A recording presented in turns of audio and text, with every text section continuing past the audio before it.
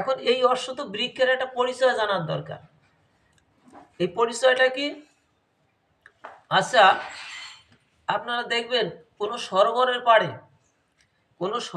পাড়ে যদি একটা গাছ থাকে, সরোবরের পাড়ে একটা বৃক্ষ যদি থাকে, আর সেই সরোবরের জল যদি পরিষ্কার থাকে, তাহলে কি ওই সরোবরের ভিতরে তাকালে কি ওই বৃক্ষটা দেখা যায় কি না?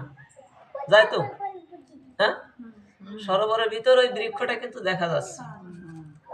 আচ্ছা, কেমন অবস্থায় দেখা যাচ্ছে? এই বৃক্ষের শাখাগুলি কোন দিকে দেখায়? নিচের দিকে দেখায়। সরোবরের পাড়ে যে বৃক্ষটা আছে সেটা কিন্তু আসলে উপর দিকে আছে পাত্তি, কিন্তু আপনি যে জলের ভিতর দেখছেন,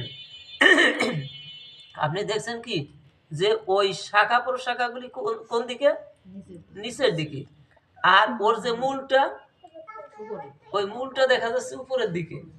আপনি জলের ভিতর যেটা দেখবেন, এই যে এই শ্লোকটার ভিতরে এই কথা, ঊর্ধ্ব মূলম অধ শাখ, মূল ঊর্ধ্বের দিকে। যে অশ্বত বৃক্ষের সংসার রূপ অশ্বত বৃক্ষের বর্ণনা দেওয়া হচ্ছে, এর মূলটা হলো কি ঊর্ধ্বে, আর শাখা প্রশাখা নিচের দিকে।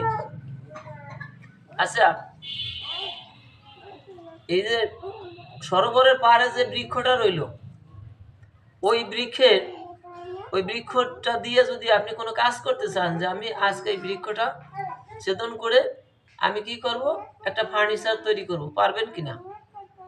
পারা যাবে না? সরোবরের পাড়ে যে বৃক্ষটা আছে, আপনি যদি মনে করেন যে এটাকে আমি জ্বালানি হিসেবে ব্যবহার করব, পারবেন না? যদি মনে করেন যে আমি ফার্নিচার তৈরি করবো, পারবেন না? আচ্ছা, জলের ভিতর যে বৃক্ষটা আছে দেখা যাচ্ছে, হ্যাঁ, এই যে আপনি যে জলের ভিতর যে বৃক্ষটা দেখলেন, যদি মনে করেন যে ওইটা দিয়ে আমি ফার্নিচার তৈরি করব অথবা জ্বালানি তৈরি করব, পারা যাবে কি? কেন যাবে না? কারণটা কি?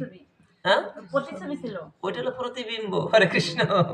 আসলে প্রকৃত বৃক্ষ ওটা না, ওটা হলো কি প্রতিবিম্ব, ওই গাছেরই প্রতিবিম্ব ওইটা।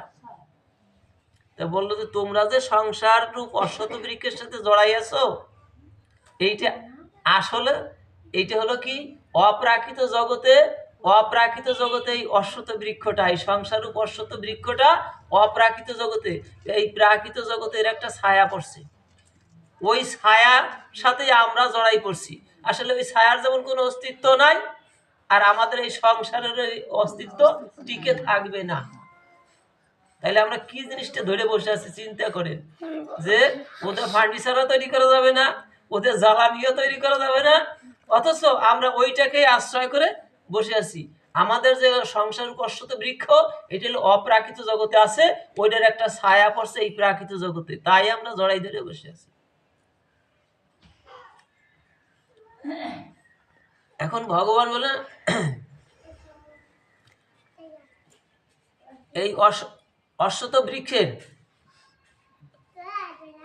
ন রূপম অসহ্য তথা উপলভ্যতে ন অন্ত ন স আদি ন স সংকৃত অশ্বতম এনম সুবিরূঢ়মূলম অসঙ্গ সস্ত্রীণ দৃঢ়নিচিত্তা। বলে তুমি যে অশ্বত বৃক্ষটা দেখলা, ওইটাতে আসলে অশ্বত, ওইটার প্রতিবিম্ব। তাহলে এর সাথে তোমার কি করতে হবে? ন রূপম অসহ্য তথা উপলব্ধ ন অন্ত, এর অন্ত নাই, আদি নাই, আদি অন্ত খুঁজে পাওয়া যায় না, অথচ এর সাথে আমি জড়াই পড়ছি। কিসের কারণে? আমি মায়ার এই অশ্বত বৃক্ষের সাথে জড়াই গেছি। এখন বললো যে এইটাকে তোমার কি করতে হবে? এই বন্ধনটাই মায়ার বন্ধন ছিন্ন করতে হবে। আমি যাদের সাথে মায়ার সংসারে জড়াই পড়ছি, ওই যে ওই যে জলের ভিতর যে বৃক্ষ দেখলাম, যেহেতু ও দিয়ে কোনো কাজ হয় না, ফার্নিচারও হয় না, ঠিক তদ্রূপ আমি যাদের সাথে সংসারে জড়াই পড়ছি, এদের সাথে অবস্থাটাও ঠিক তদ্রূপ। আমি খুঁজেই পাবো না এরা আমার কে। রাধে রাধে হরি বল। কেউ আমার সাথে, এদের সাথে আমার কোনো পরিচয় থাকবে না। আমি শুধু চোখ বুঝতে পারলাম এখান থেকে, আর এদের সাথে আর কোনো সম্পর্ক থাকবে না। রাধে রাধে হরি বল।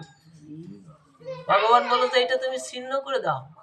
যদি তুমি আমাকে লাভ করছো, আদি মূল তো ওখানে না, আদি মূল তো সেই অপ্রাকৃত জগতে। আমরা পরম ব্রহ্মের সাথে ছিলাম, অমৃত লোকে ছিলাম, এই মৃত্যুময় সংসারে আসলাম, জ্বালা যন্ত্রণা পাইলাম, অমৃত ছাইড়া বিষ খাইলাম। রাধে রাধে, হরি বল।